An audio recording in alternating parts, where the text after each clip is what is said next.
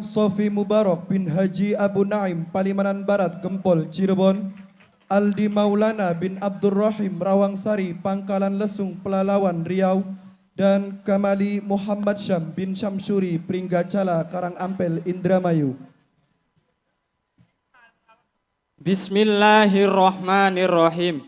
Sebagai salah satu cabang ilmu bahasa, para pakar linguistik bahasa Arab menjadikan ilmu nahwu sebagai kajian yang bersifat dinamis. Mengingat ilmu nahwu memiliki peran penting sebagai sarana untuk mendalami ilmu-ilmu yang referensi utamanya ditulis dengan bahasa Arab, seperti ilmu tafsir, ilmu hadis, dan ilmu-ilmu lainnya.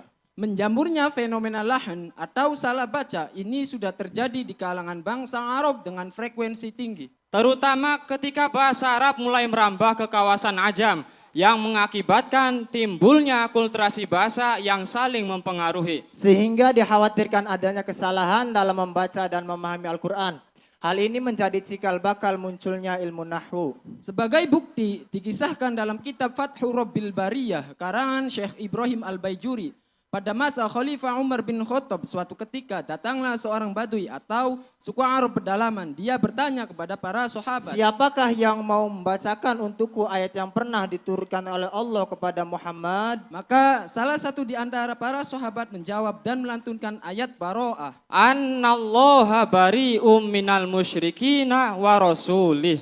Dengan membaca jer lafaz rasuli sehingga memiliki arti Allah berlepas diri dari orang-orang musyrik dan rasulnya. Jika memang Allah berlepas diri dari rasulnya, maka aku pun berlepas diri dari Rasulullah. Ketika kejadian tersebut terdengar oleh Sayyidina Umar, beliau bertanya kepada badui tadi, apakah kamu berlepas diri dari Rasulullah?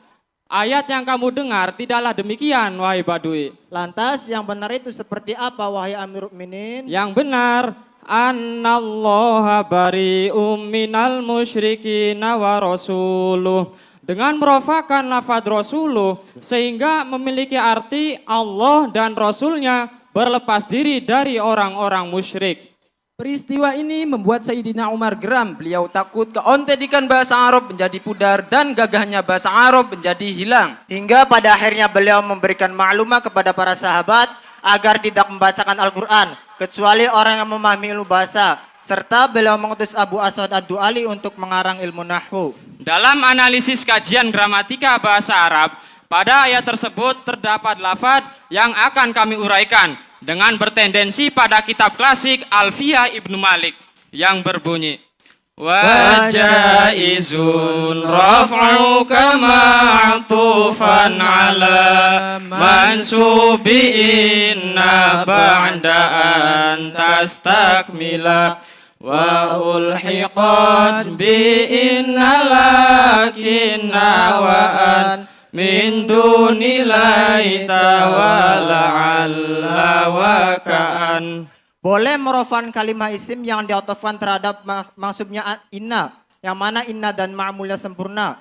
Disamakan dengan inna, yakni lafal lakinna dan anna, tidak dengan lafal la'alla, laita dan ka'anna. Sebagai contoh, a'udzu billahi minasyaitonir rajim wa adhanum minallahi wa rasulihi ilan nasi yaumal hajjil akbari annallaha bari'um minal musyrikina wa rasuluh. Al-ayah. Titik pembahasannya ialah lafaz rasuluh. Lafaz rasuluh boleh dibaca dua wajah. Pertama, boleh dibaca nasab karena diatofkan terhadap lafzul jalalah yang dinasobkan oleh lafaz anna. Artinya boleh diucapkan annallaha bari'um minal musyrikina wa rasulah. Kedua, boleh diucapkan annallaha bari'um minal musyrikina wa rasuluh. Dibaca rafa itu karena diatofkan terhadap maksudnya anna, yang mana anna dan ma'mulnya sempurna. Dalam artian anna sudah mengamal tansibul isma wa tarfa'ul khobar, mengamal menasab pada isimnya yakni lafzul jalalah dan merofakkan terhadap khobarnya yakni lafaz bari'un. Menurut saya dalam masalah rofaknya lafaz rasuluh itu karena diatofkan terhadap mahalnya lafzul jalalah sebelum dimasuki inna yang statusnya adalah mubtada. Kalau versi saya begini Kang, rofaknya lafaz rasuluh itu karena menjadi mubtada yang khobarnya mahdzuf. Pentakdirannya wa rasuluhu bari'um minhum. Nah ini kaul yang rojih. Enak saja kamu bilang rojih. Sedangkan argumen yang lain kamu marjuh. Menurut hati nurani saya, Dalam masalah rofaknya lafad rasul itu karena diatofkan terhadap domir mustatir yang tergantung pada lafad bariun. Yang statusnya adalah khobar. Ya sudah, agar tidak terjadi kontroversi, kita ambil kesimpulan dari 3 qaul tadi, yang pada intinya sama-sama menjelaskan pentakdiran dan rofaknya lafad rasuluh. Tapi tunggu dulu Kang, bagaimana pengatofan itu terjadi sebelum inna dan ma'mulnya sempurna? Maka ma'tufnya wajib dinasobkan. Namun Imam Kisai berkomentar boleh merofakan ma'tuf secara mutlak, baik setelah inna dan ma'mulnya sempurna ataupun sebelumnya. Dengan berdalil pada firman Allah Ta'ala surat Al-Maidah ayat 69 yang berbunyi A'udzu billahi minasyaitonir rajim.